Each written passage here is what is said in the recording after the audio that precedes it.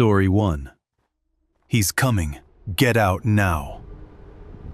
I need to give you some context before I tell you what happened, because without it the story doesn't make sense. When I was young, my mother took my brother and me and left our father. It wasn't a clean separation. He had been given custody by the court in Alabama, and my mother had taken us anyway, across state lines to Washington. We were living in a battered women's and children's shelter. We couldn't tell anyone where we were. We didn't use our real names. We weren't supposed to exist as far as our father was concerned. I was a kid. I didn't fully understand all of that at the time.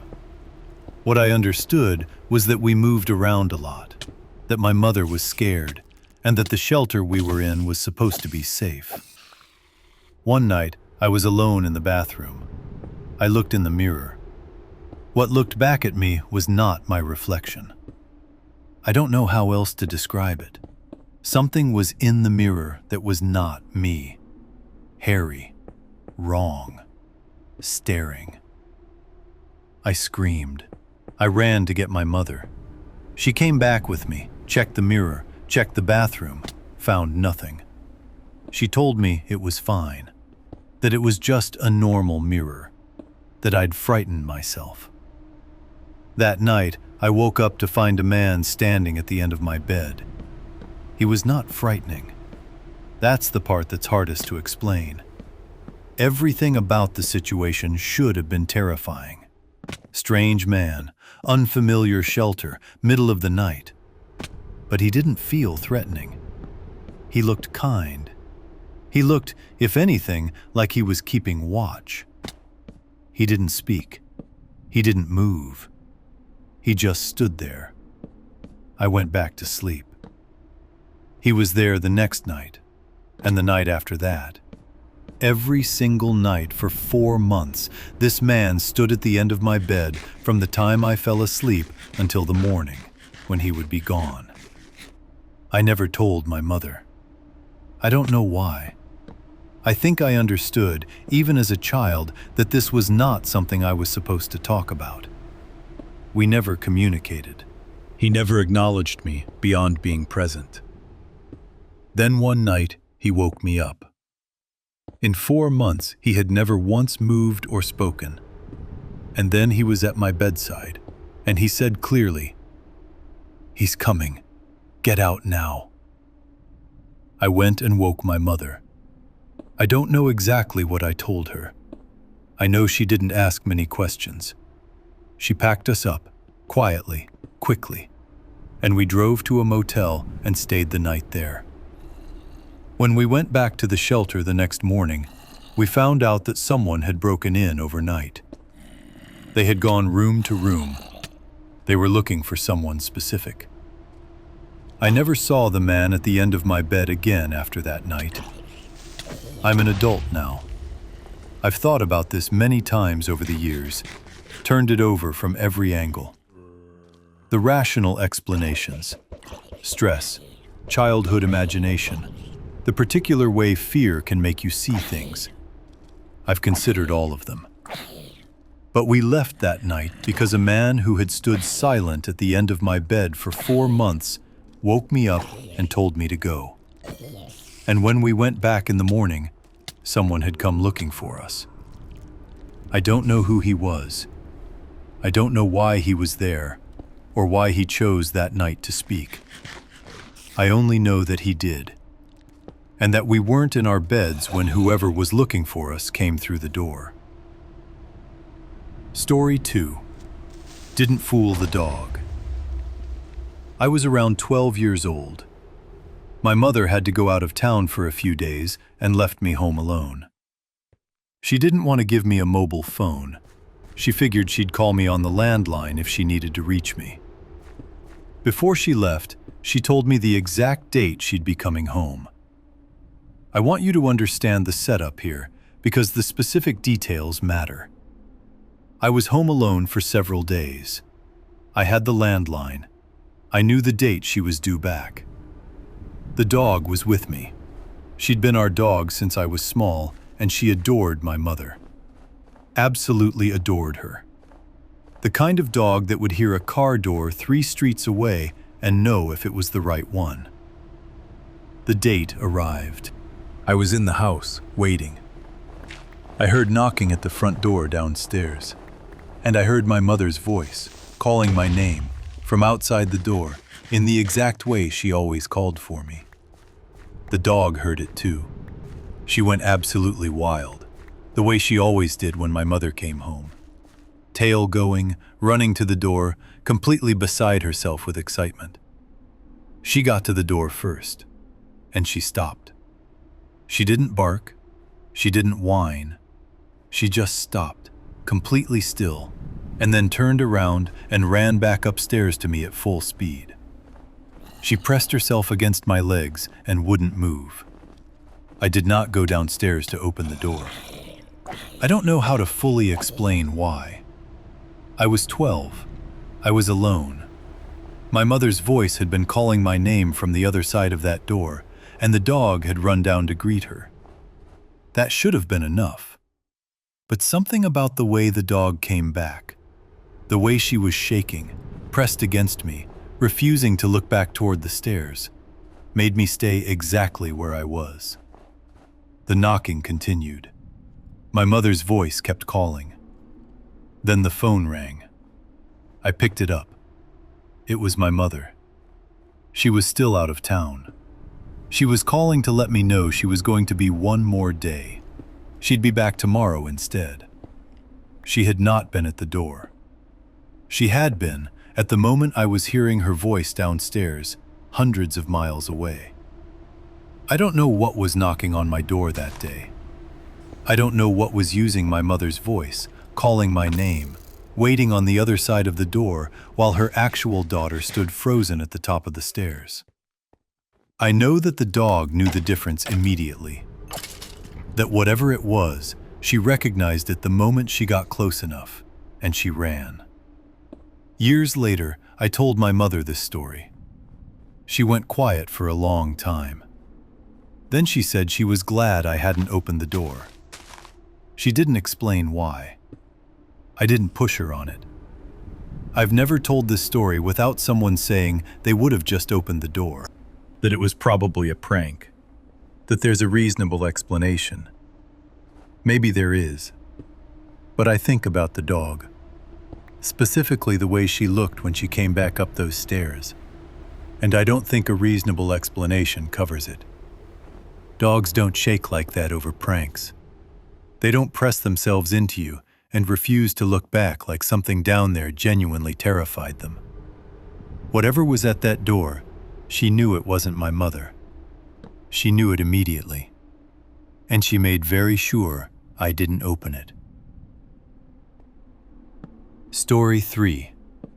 You can see me? My ex-husband had been dead for about 2 months. We hadn't ended on bad terms. We'd grown apart, the way people do, and the divorce had been quiet and civil. We'd stayed in each other's lives at a distance. I knew him well. I knew his habits, his gestures, the specific way he moved through a room.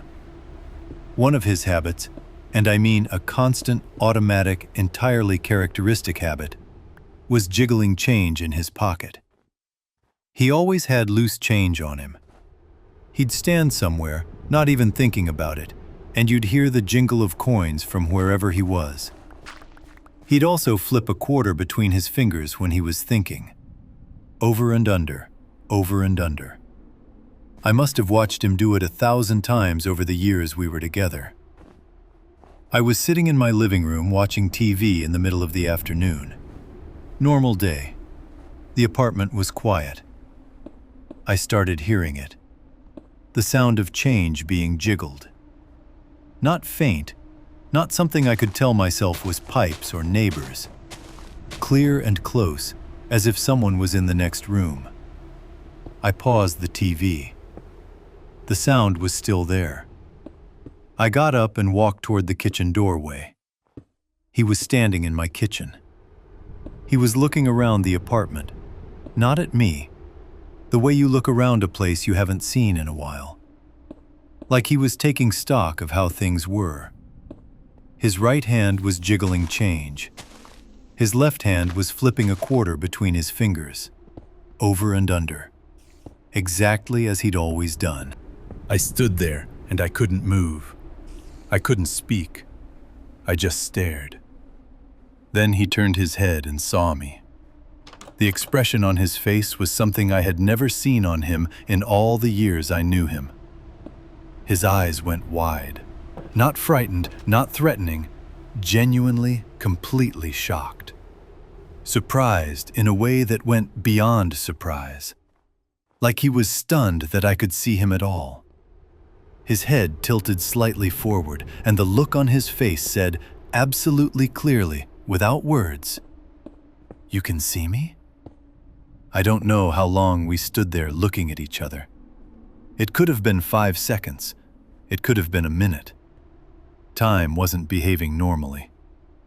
Then my cat started tearing up the carpet in the other room, and I turned my head automatically at the sound, the way you do. 1 second. Maybe 2. When I looked back, he was gone. No sound, no footstep, no door. Just gone. The way something is gone when it was never really there to begin with. I want to be very clear about something. I have never been a person who believes easily. I'm not someone who wants to have a ghost story. I went over and over that afternoon looking for another explanation. Light coming through windows at a strange angle. Grief making my mind do things. Anything. I looked for a long time. But grief doesn't produce the sound of change being jiggled from an empty kitchen. And the look on his face, that expression of pure shock that I could see him, that is not something my mind invented. I knew his face. I knew what he looked like when he was surprised. That was him. Some women I worked with at the time, Romanian women, older, told me that the dead stay for 3 months before they cross over. That it's common for them to come back during that time. That they often return to the places and people they loved. I don't know if I believe that. I know what I saw in my kitchen that afternoon.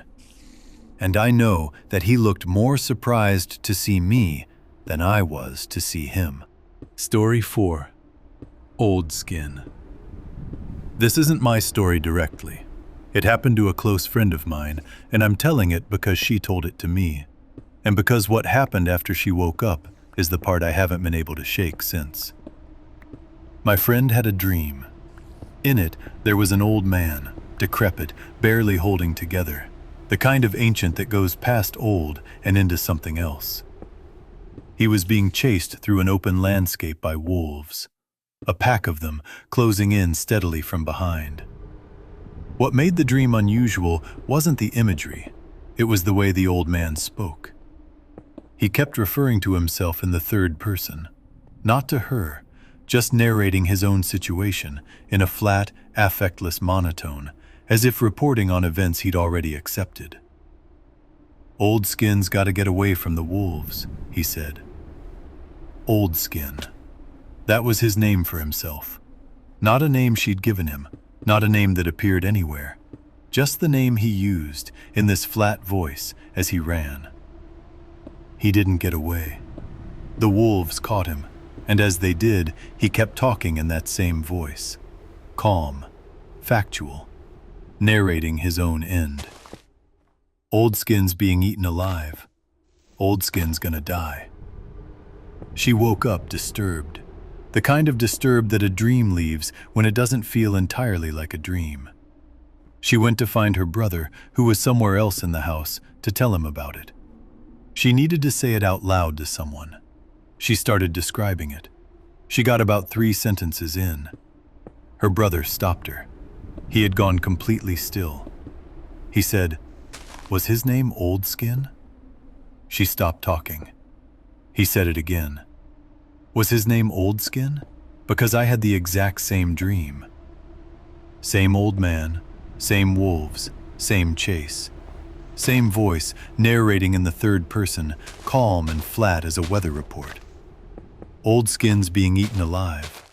Old Skin's gonna die. They had been in different rooms.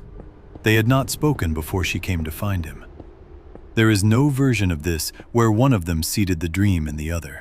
My friend has never found an explanation for it. Neither has her brother. Neither of them had ever heard the name Old Skin before that night, and neither of them has heard it since. Whatever Old Skin was, whatever reached into two separate sleeping minds that night and showed them the same thing, they both agree on one point. They don't want to dream about him again. Story 5. The Dead Boy on the Road. This happened on a night out with two friends. I was visiting a friend who studied at a university in a small city, the kind of place with rivers, hills, and a lot of dense woodland on the edges of town. The three of us decided, late in the evening, to drive out to a forest road near the river to hang out. It was around 11 at night. No streetlights, no other cars, no one around for several kilometers in any direction.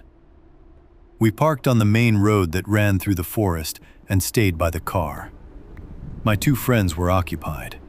I was standing a little apart from them, looking out toward the trees, just taking in the dark.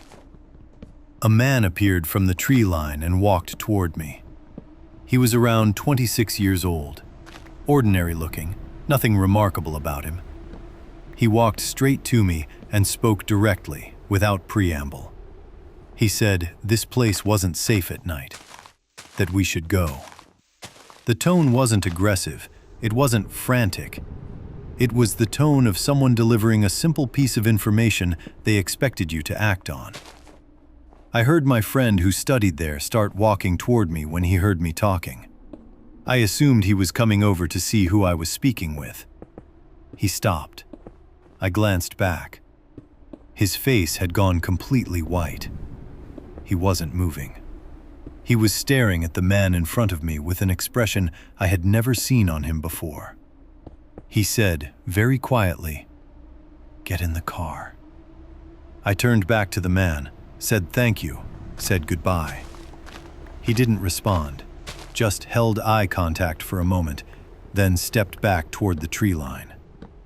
We got in the car. My friend who studied there turned it around and drove back toward town without saying a word. For 10 full minutes, he didn't speak. My other friend and I didn't push him. Something in the way he was holding himself made it clear this wasn't the moment. When we were out of the forest and back on a lit road, he finally spoke. He told us that the man who had warned me to leave was a student from his university. He had died on that exact road 2 years earlier in an accident. He knew him. Not well, but he knew his face. He had been at the memorial. He had seen the photographs in the notice that went around the university.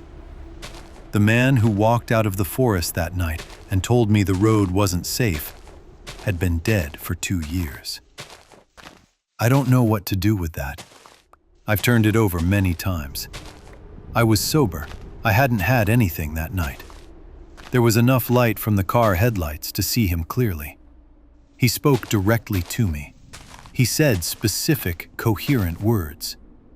He was not a trick of shadows or a product of an altered state. My friend who grew up near that area told me later, much later, when he was finally willing to talk about it, that the road had a history. That it wasn't the first time something like this had been reported. That locals tended not to go there at night. He said he wished someone had told us that before we drove out there. I think about the man from the tree line, the way he walked up without hesitation, the way he delivered his warning like it was simply something he needed to do. I think about what might have happened if I'd ignored him. I don't go to unfamiliar roads at night anymore. Not in forests. Not anywhere. Some warnings you only get once.